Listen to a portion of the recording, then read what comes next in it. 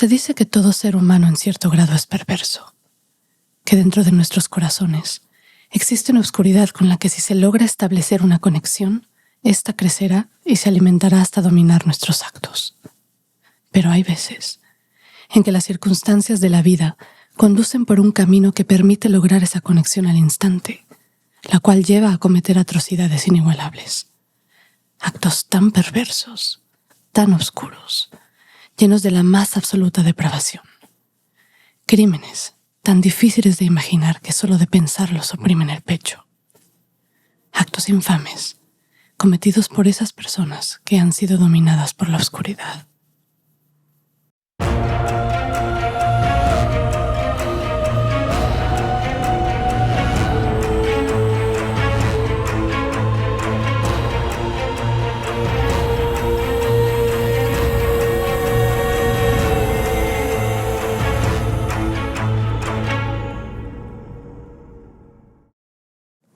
Les damos la bienvenida a Oraculto, un podcast oscuro de historias ocultas y no tan ocultas de México y el mundo, en donde platicaremos de fantasmas, terror, misterio, fenómenos paranormales, la noche y sus criaturas. Yo soy Rodrigo García Morelos y junto con Paola Treviño Todd viajaremos a tierras embrujadas y descubriremos los secretos del terror mismo. Así es. Podríamos contarles historias en donde hasta la palabra más ligera desgarraría su alma y dejaría helada su sangre joven. Aunque claro, para todo esto, primero deben dejarnos entrar. Bienvenidos a Oraculto. Bienvenidos.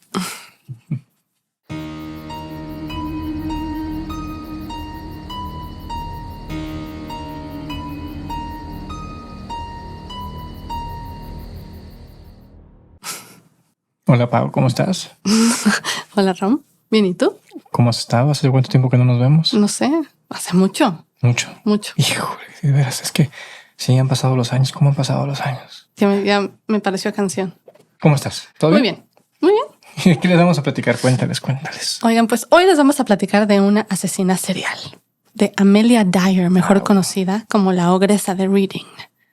Una cuidadora de bebés conocida por ser una de las asesinas en serie más prolíficas de la historia, ya que durante un periodo de más de 25 años mató a una gran cantidad de bebés que estaban a su cargo en los tiempos de la Inglaterra victoriana. Sabemos que les habíamos dicho que no íbamos a hablar de true crimes o de crímenes reales dentro de un tiempo, no tanto por lo que esto puedan ocasionar en ustedes, sino más bien por lo que hacen en nosotros. Pero hay veces que las búsquedas de internet te llevan de una cosa a otra y, la verdad, nos topamos con este caso y sí dejó helada nuestra sangre joven. Sí, está muy interesante, pero wow. Sí, no. Quizá ustedes ya lo habían escuchado o ya la conocían, pero como para nosotros es nueva, quisimos compartirlo. Así es que, eso sí, se quedan bajo su propio riesgo porque algunos temas pueden resultar inconvenientes para una audiencia sensible. Totalmente de acuerdo. Comenzamos. Está claro que lo oculto, lo misterioso y lo macabro forman parte del marco del siglo XIX. Y quizá por esa razón es porque nos gusta tanto. Digo, nada más. Hay que recordar que en la Inglaterra victoriana las ciudades estaban sucias, ruidosas y sobrepobladas. Únicamente Londres, para los 1800, ya tenía casi 1 millón de residentes y la población continuaba creciendo salvajemente. Eso puede ser que no nos guste tanto. Eso no nos gusta tanto. En aquella época, la ilegitimidad y el estigma social que significaba quedar embarazada, sin importar el motivo, más la enmienda de la Ley de los Pobres de 1834, que hizo que los padres de los hijos ilegítimos no estuvieran obligados por ley a mantener a sus hijos económicamente, obligó a muchas mujeres solteras, violadas y utilizadas por el sistema a entregar a los bebés que tampoco podían abortar a otras mujeres que se ofrecían para cuidarlos. Sí, pues sí. Así, las granjas de bebés, la práctica de adoptar niños no deseados a cambio de dinero, fueron normalizándose como una alternativa de las carencias socioeconómicas de las mujeres. Qué feo nombre. Granjas de bebés. Sí, caray. Las criadoras, en su mayoría mujeres, a cambio de pagos mensuales o diarios, incluso a veces por adelantado, le ofrecían la posibilidad a otras mujeres de quitarles de encima la carga que unos niños no deseados suponían, ofreciéndoles un futuro alternativo, aunque no necesariamente uno bueno. Había 2 estilos de vida muy diferentes en la Inglaterra victoriana. la de los ricos y la de los pobres. Como en todos lados. Así que cualquier situación era aprovechada para obtener ganancias financieras. Las cuidadoras de bebés, por ejemplo, cobraban dependiendo de la situación de los padres involucrados. Si un bebé tenía padres acomodados que querían mantener el nacimiento en secreto, la tarifa única podría llegar hasta las 80 libras, aunque a veces se podía negociar a unas 50 libras si el padre del niño quería silenciar su participación. Sin embargo, como era más común que las mujeres jóvenes, pobres y apenadas no pudieran pagar las tarifas, a ellas se les cobraba alrededor de 5 libras. Así, de la necesidad, surgió un negocio que prometía cuidados amorosos, pero que en realidad ofrecía la muerte. Uy. Sí, pues sí.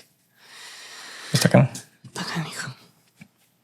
Dentro de estas famosas granjeras de bebés se encuentra la inigualable Amelia Elizabeth Dyer, la más pequeña de 5 hermanos, quien nació dentro de una familia relativamente acomodada en 1837 en Pyle Marsh, una pequeña aldea cerca de Bristol, en Inglaterra. Su padre era un maestro zapatero con una pequeña fortuna, algo que le permitió a Amelia poder acudir a la escuela y obtener cierto grado de formación. Amelia aprendió a leer y a escribir y desarrolló un amor por la literatura y la poesía. Sin embargo, su infancia se vio empañada por la enfermedad mental de su madre, provocada por el tifus. Amelia fue testigo de los ataques violentos de su madre y se vio obligada a cuidarla hasta que ésta murió en 1848. Se dice que la muerte y los ataques de su madre afectaron a Amelia profundamente, y tal vez esto fue lo que la hizo inclinarse por estudiar enfermería. A los 24 años de edad, Amelia se casó con George Thomas, un hombre de 59 años, 35 años mayor que ella. Casi como... sí, ok. Ajá, sí. Al casarse, los dos mintieron acerca de su edad para que el matrimonio no se viera tan mal ante la sociedad. George dijo que tenía 48 años. ¿A poco sí? Y se la creía. Y ella dijo que tenía 30. Digo, se quitó 11 años él. Y será la primera mujer que se lo suma. Probablemente. Durante sus estudios de enfermería, Amelia conoció a Ellen Dane, una mujer que le cambiaría la vida. Esta partera le enseñó a Amelia el oscuro mundo de la cría de bebés, una forma más fácil de ganar el dinero. Usando su propia casa para proporcionar alojamiento a las mujeres jóvenes y madres solteras hasta el momento de dar a luz, y luego criar a los bebés para su adopción o simplemente dejar que murieran por negligencia y desnutrición. Ellen Dane, para escapar de la atención de las autoridades, huyó a los Estados Unidos poco tiempo después de conocer a Amelia, pero Amelia cómodamente continuó adoptando bebés ilegítimos a cambio de una tarifa. En 1869, George Thomas, el marido de Amelia con quien había tenido una hija, murió, pero en 1872 se volvió a casar con William Dyer, un obrero cervecero de Bristol con el que tuvo 2 hijos más, Mary Ann, también conocida como Polly, y William Samuel. Después de un tiempo, Amelia dejó al marido William. Okay. Se cuenta que al principio, Amelia sí cuidaba legítimamente a los niños que recibía, además de tener los suyos propios. Pero intencionalmente o no, varios de ellos murieron bajo su cuidado. Y ya luego sí los mataba intencionalmente. Los estrangulaba y se deshacía de los cuerpos aventándolos al río para evitar la atención. Madres. Qué light, ¿no? Ufa. Después de un tiempo, las autoridades empezaron a sospechar que esta cuidadora de bebés se le morían muchos niños y decidieron investigarla. En numerosas ocasiones, las muertes de los bebés se achacaban a la debilidad de los mismos o la falta de leche materna. Pero lo cierto es que en esa época se utilizaban drogas como el opio para sedarlos y dejarlos y que dejaran de molestar. Imagínate. Cállese, niño. Cállese. Dróguese. Al estar drogados, los niños no sentían la necesidad de comer, lo que llevaba a la muerte por malnutrición en un breve periodo. Qué bárbaros. Amelia fue arrestada y en vez de ser condenada a prisión o incluso a pena de muerte, fue condenada por negligencia solamente 6 meses a trabajos forzados. No se vaya a cansar. Ufa. Dijo. No, las leyes estaban fuertes. Una vez cumplidos los 6 meses, Amelia volvió a su casa y nuevamente regresó al negocio lucrativo del cuidado de bebés, pero empezó a abusar del alcohol, o sea que va empeorando la situación. Pues sí. Un día, una maestra que había dejado a su hijo a cargo de Amelia pidió ver al niño, y cuando lo observó se dio cuenta de que aquel bebé no tenía una marca de nacimiento que ella le había visto en la cadera al nacer. Claro, o sea, ese no es mío, Sí, sorullo. claro. Y la maestra denunció el caso a las autoridades. Cuando la policía llegó a casa de Amelia, esta fingió sentirse mal y entrar al baño. Se tomó 2 botellas de láudano en un claro intento de suicidio. Pero siempre hay un pero, Siempre hay un pero. el chistecito le salió mal. Su alcoholismo le había brindado cierta resistencia física y tuvo una pronta recuperación. O sea Pero que ahora por andar de resulta. borracha le funcionó y Sí. el láudano, pero ni el chiste lo mostró. La única defensa que ofreció Dyer fue la locura. Y esta vez la condenaron a 2 años a una institución mental. Pero Amelia era muy inteligente y sus exhibiciones de inestabilidad mental, la cual la llevó al manicomio unas 3 veces durante su vida, habían sido solamente estrategia para evitar sospechas. Se dijo que los... Canija, ¿no? No, puta madre. Se dijo que los internamientos coincidieron justamente en momentos en los que ella estaba preocupada de que sus crímenes pudieran haber sido expuestos, en momentos en los que convenía desaparecer. Claro, ya me van a cachar. Mejor, ay, me estoy sintiendo mal, estoy loca. Y siendo una ex enfermera, Dyer sabía perfectamente cómo comportarse hasta para asegurarse una existencia relativamente cómoda como reclusa dentro de un asilo. Pues claro, se sabe las leyes, se sabe los síntomas, se sabe todo y pues puede actuar perfectamente como uno de ellos, sin problema alguno. Ay. No, si los criminales Sí son mensos no son. así. Digo, hasta que los agarran, pero sí está canijo. Sí, no. En 1893, Dyer fue liberada de su último internamiento en el Somerset and Bath Lunatic Asylum cerca de Wells. Y una vez afuera, ¿qué creen? Retomó sus actividades macabras. Bueno, 2 años después, se mudó a Caversham, Berkshire, con una mujer llamada Jane Smith, que había conocido durante su breve estadía en una casa de trabajo. En esta casa también vivía Mary Ann o Polly, la hija de Dyer, junto con el esposo de Polly, Arthur Palmer. Se preguntarán, y bueno, ¿qué onda con la policía? durmiendo. No, pues para la policía era muy difícil dar con Amelia porque constantemente se cambiaba de casa y también cambiaba de nombre. Pero y la huella digital Ay, y, sí, y el escaneo del pasaporte. No, en la Inglaterra victoriana no había nada de eso. Okay. Más tarde, ese mismo año, se mudaron al 45 Kensington Road en Reading, Berkshire, y luego a la Mayo Road. O sea que de que se cambiaba, se cambiaba. Amelia para ese entonces ya se había vuelto una maestra del engaño y de cómo matar y cómo esconder a los cuerpos de los bebés asesinados. Ya había encontrado la forma de ahorrar dinero e incluso de acelerar las muertes de los bebés, porque a veces no bastaba con darles alcohol o drogas opioides como el Godfrey's Cordial, un medicamento en jarabe dulce a base de láudano, conocido coloquialmente como el Mother's Friend o el amigo para las madres. Porque eso utilizaban antes para sedarlos y que se murieran tranquilamente. No, este proceso era demasiado lento. Lo mejor era estrangularlos y acabar rápido con ellos, porque mientras más rápido se morían, más podía recibir para cuidar y obviamente más dinero podía cobrar. Sí. Bueno. Se cuenta que Jane Smith, a la mujer que había conocido, desconocía por completo los horrores que Dyer le hacía a los niños que acogía. Y también se cuenta que hasta Amelia la convenció para que la llamara madre frente a los clientes potenciales para presentar una imagen amorosa de madre e hija. ¿Poco de veras crees que no se le prende el foco de decir algo está raro y se le estaban muriendo los niños? ¿De repente no están? ¿Desaparecen? Por eso se le achacaba al pobre bebé, no nació débil. Ok. ¿Ah? Amelia incluso eso está cañón. Amelia incluso se publicitaba en los periódicos para amamantar y adoptar bebés, a cambio de un pago único sustancial y ropa adecuada para el niño, en donde en sus anuncios aseguraba lo siguiente: que era una señora respetable, casada y que proporcionaría un hogar y que proporcionaría un hogar seguro y amoroso para el niño.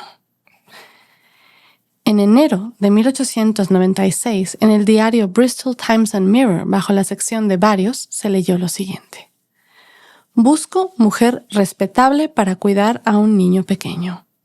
Y junto a este, coincidentalmente, estaba otro anuncio que decía: pareja casada sin familia adoptaría a un niño sano para vivir en agradable hogar de campo. Precio: 10 libras semanales. Señora Harding. En realidad, la señora Harding no existía y era Amelia Dyer, y la que buscaba a una mujer respetable para poder cuidar de su hija era Evelina Marmon, una camarera de 25 años que había dado a luz a su hija ilegítima, Doris, en una pensión de Cheltenham. Ve esto. Desde Oxford Road en Reading, Amelia Dyer le escribió una bella carta a la mamá de Doris, a Evelina, que decía lo siguiente: debería estar contenta, por poco leo esto con la voz de los 911, pero no. Okay. Dejémoslo así. Debería estar contenta de encontrarnos. Okay. Somos personas sencillas, hogareñas y buenas. Mi esposo y yo queremos mucho a los niños. No tengo un hijo propio y conmigo su niña tendrá amor de madre. Para ese entonces, Amelia ya ni siquiera estaba con su segundo marido y claramente no pensaba darle ni cuidados ni amor de madre a Doris. Pero Evelina se la creyó y angustiada le entregó a su Doris, junto con una caja de cartón que contenía su ropita y el dinero que habían pactado. Sí.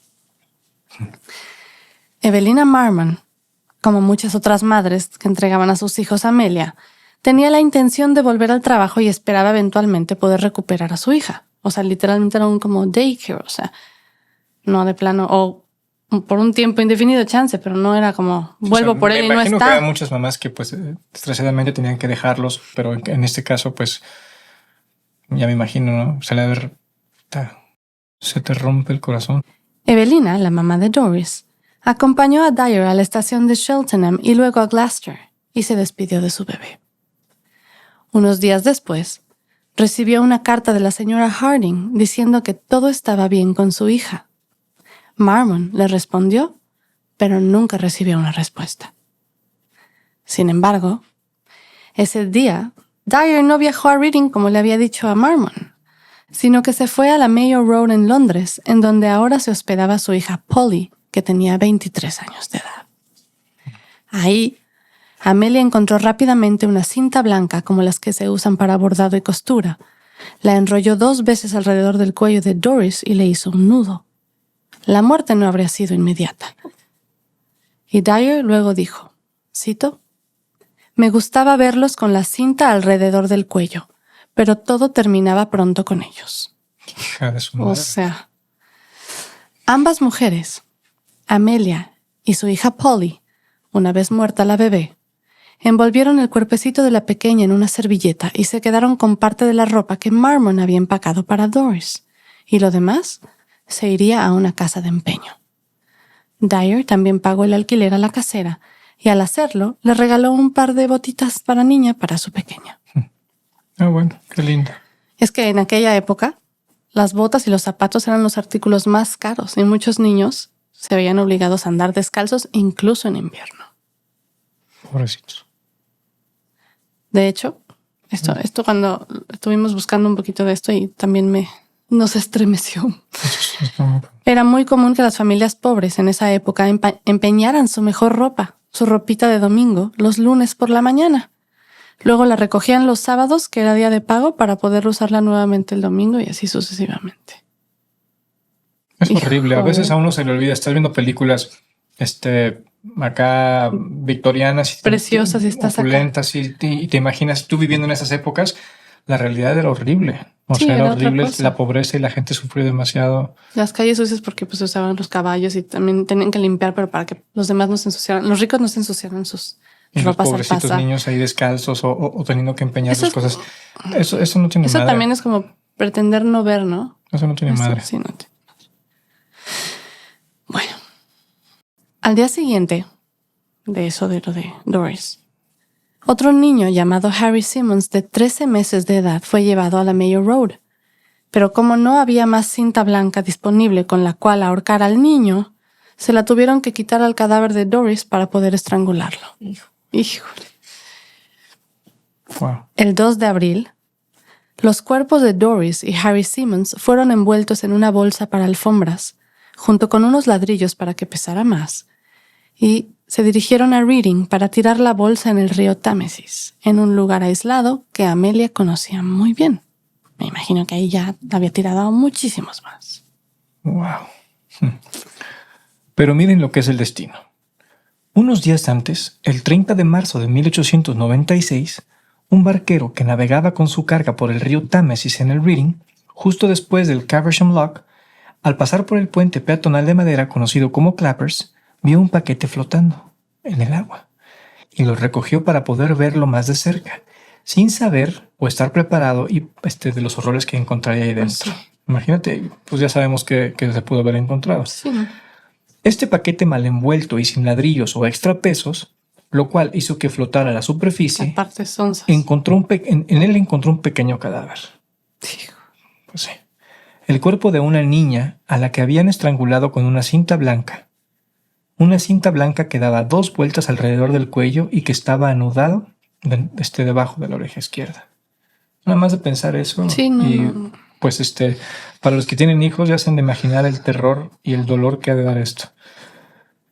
El cuerpo fue identificado como el de la pequeña Elena Fry, una niña que le había sido entregada el 5 de marzo a Amelia Dyer. El barquero alertó a la policía. Gracias. Se cuenta que el detective Anderson, quien llevaba el caso, tras un análisis microscópico que le realizó al paquete en el que se encontró el cuerpo de la pequeña Elena Fry, encontró no solamente el recibo de la estación de Temple Meads en Bristol, sino que también un nombre apenas legible, el de una tal señora Thomas, junto con una dirección. Será mensa. Sí, aparte. Este gran error llevó a la policía a la puerta del domicilio de Dyer, pero aún esto no era la evidencia sólida como para conectarla directamente con ningún delito. Pues sí. ¿No? Pues O sea, que alguien pudo haber agarrado eso y envolver a la niña. Tú no tenías nada que ver. hijo. La evidencia adicional que obtuvieron de los testigos y la información obtenida de la policía de Bristol, en donde los vecinos informaron en que habían visto llegar hasta media docena de bebés a su casa en un solo día. Imagínate esa madre. Solo sirvieron para aumentar las preocupaciones, así que Anderson decidió poner en vigilancia la casa Dyer. Solo así. Sin embargo, los oficiales pensaron que si Dyer se daba cuenta de que a lo mejor estaba siendo vigilada, se daría a la fuga. Pues claro. Así que entonces mejor decidieron ponerle una trampa. Usarían a una mujer como carnada o señuelo, con la esperanza de que Dyer accediera y le concediera una cita para platicarle de sus servicios. El 3 de abril, la policía inspeccionó la casa de Dyer, en donde notaron un fuerte olor a descomposición, y aunque no encontraron ningún resto humano, sí encontraron muchos recibos de casas de empeño, pedazos de cinta blanca, anuncios de periódico, cartillas de vacunación, recibos de adopción y numerosas cartas de madres preguntando por el bienestar de sus hijos. Pues sí. Incluso encontraron un contrato de arrendamiento de una casa. Amelia estaba a punto de mudarse a Somerset. Te digo que se mudaba con frecuencia. O sea, era medio inteligente, a no ser por lo que dejó en el pobre cuerpecillo. Y el día en que Amelia esperaba a su nueva clienta, en lugar de aquella mujer joven, encontró a unos oficiales esperándola en su puerta. Surprise. Sí, bueno. Amelia finalmente fue arrestada y acusada de asesinato el 4 de abril de 1896. Vaya. Y su yerno, Arthur Palmer, esposo de Polly, fue acusado de cómplice. Pues sí, ¿no? Me imagino. En los 2 meses previos a su arresto, había registros de al menos 20 niños que Dyer había adoptado durante ese tiempo. Pero más tarde, los registros mostrarían a cientos de niños que no pudieron ser contabilizados después de haber sido entregados a Dyer. De acuerdo con lo que se estima, Amelia Dyer durante décadas pudo haber matado a más de 400 bebés y niños, convirtiéndola en una de las asesinas seriales más prolíficas de la historia. Uy, güey. En abril, mientras esperaba el juicio, se descubrieron 6 cuerpos más en el río Támesis, incluidos los de Doris Marmon y Harry Simmons, las últimas víctimas de Dyer. El 22 de mayo, Amelia confesó ser culpable del asesinato de Doris Marmon. De los demás, creo que no. Cada bebé que se encontró había sido estrangulado con una cinta blanca, a lo que ella más tarde le dijo a la policía, cito, así era como se podía saber que era uno de los míos. Orgullosa, hija. Normalmente son así, ¿no? Qué bárbaro. Los premios. Evelina Marmon, 11 días después de haberle entregado su hija a Dyer, identificó los restos de la pequeña Doris. 11 días después, pero esa fue la que mataron el primer día. En cuanto la recibieron, ya, bye. Se dice que el jurado tardó solamente 4 minutos y medio en encontrarla culpable y la sentenció a muerte. Pues sí, después de 400, ya no había duda. ¿Vale? Durante las 3 semanas que permaneció presa antes de la ejecución, escribió una estremecedora y larga declaración de culpabilidad que escribió en 5 cuadernos, a la que llamó la última y única confesión verdadera. Como es costumbre, la noche anterior a su ejecución, un sacerdote la fue a visitar y le preguntó que si tenía algo que confesar. Y ella le entregó los 5 cuadernos y le dijo, ¿acaso esto no le parece suficiente? En la investigación de las muertes a principios de mayo, no se encontraron pruebas de que Mary Ann Dyer, o sea, Polly, la hija de Dyer, y Arthur Palmer, el yerno, hubieran actuado como cómplices de Dyer. Y Arthur Palmer fue liberado como resultado de una carta escrita por Amelia, en donde también exoneró a su hija de cualquier culpa. Por si acaso. ¡Qué buena madre! Curiosamente, Amelia fue citada para comparecer como testigo en el juicio de su hija Polly, un juicio por asesinato, fijado para una semana después de la fecha de su ejecución. Sin embargo, se dictaminó que Dyer ya estaba legalmente muerta una vez sentenciada y que por lo tanto su evidencia sería inadmisible. Y en la víspera de su ejecución, Dyer se enteró de que se habían retirado los cargos contra Polly. O sea que ella podía morir feliz. Su hija estaba libre. Qué bárbaro. Amelia Elizabeth Dyer fue ahorcada en la cárcel de Newgate el miércoles 10 de junio de 1896. 1896. Sus últimas palabras fueron: no tengo nada que decir, justo antes de que la dejaran caer a las 9 de la mañana en punto. ¡Wow! ¿Qué te parece? Horrible. Sí, pues ya sé. Horrible. Imagínate, digo, No. 400 niños atormentándola es lo que se merece. No, Por la pues, eternidad. O más de 400. Bueno, desde 1870 hasta 1909, varias mujeres fueron juzgadas por asesinato en Inglaterra victoriana, ya sea por homicidio involuntario o negligencia criminal de bebés. involuntarísimo.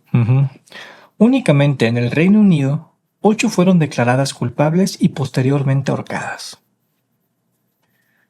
Gracias al caso de Amelia Dyer, la ogresa de Reading, las leyes de adopción posteriormente se volvieron más estrictas y las autoridades locales vigilaron más de cerca las granjas de bebés con la esperanza de acabar con el abuso. Pero, aquí siempre hay un pero, Súper pero. a pesar de esto y del escrutinio de los anuncios personales en el periódico, el tráfico y el abuso de los niños no cesó. Escrutinio. 2 años después de la ejecución de Dyer, unos trabajadores ferroviarios que inspeccionaban los vagones de Newton Abbot. Los trabajadores ferroviarios. Los trabajadores, ok. Okay, a ver. 2 años después de la ejecución de Dyer, unos trabajadores ferroviarios que inspeccionaban los vagones de Newton Abbot, Devon, encontraron un paquete. Un paquete con una pequeña niña de tan solo 3 semanas de edad que estaba fría y mojada, pero aún con vida. No manches, 3 semanas. La niña era la hija de una viuda llamada Jane Hill, que le había entregado a su bebé a una tal señora Stewart por 12 libras esterlinas. O sea, págame ahí, te la aviento. Sí, no, aparte no. Tiempo después, se afirmó que la señora Stewart en realidad era Polly. Ay, güey. La hija de Amelia Dyer, Unos dicen que nunca se pudo comprobar y hay otras fuentes que dicen que Polly y su marido fueron sentenciados a solamente 2 meses de trabajos forzados por abandono de menores. Por eso te digo. Y no está claro que sabían desde que estaba con su mamá trabajando. O sea, por Dios. Pues sí. Qué bárbaro. La gente se hace... Bueno, aquí no insultamos, pero se hace... No se sabe a ciencia cierta si realmente Mary Ann Dyer, Polly, la hija de Amelia, continuó con su oscuro legado. Pero indudablemente ha de haber sido difícil para ella el haber crecido en las circunstancias en las que creció. No quiere decir que por esto le estamos dando... Sí, se le perdona si es que haya hecho algo. Su madre no solo estaba cuidando a otros niños pequeños por una tarifa, sino que también a varias mujeres que se alojaban con ellas durante su encierro. Se mudaban constantemente, los bebés desaparecían. Su madre era mentirosa, manipuladora y adicta al láudano, y a veces estaba encerrada en instituciones mentales y tenía tendencias suicidas. Mary Ann testificó en el juicio de su madre que Amelia amenazó contra su vida en varias ocasiones. O sea, con todo y que le ayudó para que saliera libre, aún así ella, cuando le tocó testificar contra la madre, le aventó todo encima. Sí, porque dijo lo siguiente. Dijo que escuchó voces y que tenía la ilusión de que yo la iba a asesinar. Amenazó mi vida en varias ocasiones y una vez lo intentó. Ok. O sea que sí intentó una vez matar, según esto, a Mary, la hija.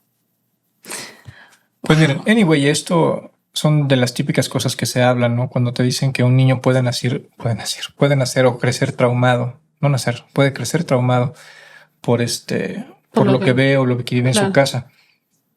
Pero yo estoy seguro que hay 2 tipos de personas. De cualquier forma, claro que un comportamiento en una familia puede ayudar a afectar, claro. Desde cómo se educa, obviamente se convierten y pues bueno, de acuerdo en el país, religión y todo, pues vas a tener un cierto perfil. Pero también estoy seguro que hay gente que nace con algo, con una oscuridad desde el principio que aunque crezca en una familia normal y tenga valores inculcados, esa persona de alguna forma va a encontrar su camino hacia esa perversidad y va a convertirse en ese monstruo. No lo sé. Pero bueno. Es que está cañón. Nos vamos a dejar con unas preguntas. ¿Será que lo que comienza como una necesidad, al hacerlo tantas veces, se convierte en costumbre y nos vuelve fríos? ¿Nos desensibiliza? Esa es otra. Pero bueno, a ver. ¿Acaso la supervivencia sin importar el acto nos cega? Ouch. ¿Son nuestras necesidades capaces de superar la empatía al dolor del prójimo? Es que hay gente que se pone a ellos mismos primero, ¿no? Los dejamos con estas preguntas para que nos dejen en los comentarios sus respuestas y nos cuenten qué opinaron de lo que escucharon hoy. A mí en lo personal me ha dejado... La sangre. Pues sí. No, sí. Nos despedimos con una frase de Charles Darwin. Wow. Una frase que queda muy bien en este contexto. Dejamos de buscar monstruos debajo de la cama cuando nos dimos cuenta que estaban dentro de nosotros. Totalmente. Recuerden que pueden encontrarnos como Oraculto en Instagram y en las demás redes sociales y que nos pueden ver por YouTube o escuchar en su app para podcasts favorita. Por favor, suscríbanse al canal de YouTube y píquenle la campanita para no perderse de las notificaciones. A mí me encuentran como Nosferatrum en cualquier red social y... A mí como Noctámbula, con una H al final. Gracias por vernos, por escucharnos y nos vemos la próxima semana. Cuídense mucho. Bye bye.